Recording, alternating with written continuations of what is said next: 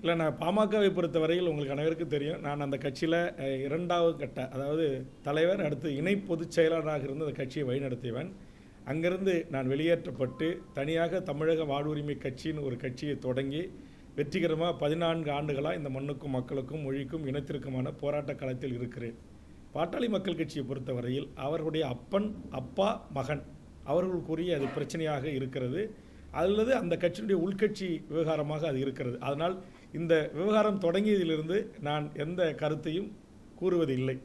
கண்டிப்பாக தேர்தலுக்கு முன்பாக அவர்கள் ஒரு சுமூகமான முடிவுக்கு வர வேண்டும் என்பதுதான்.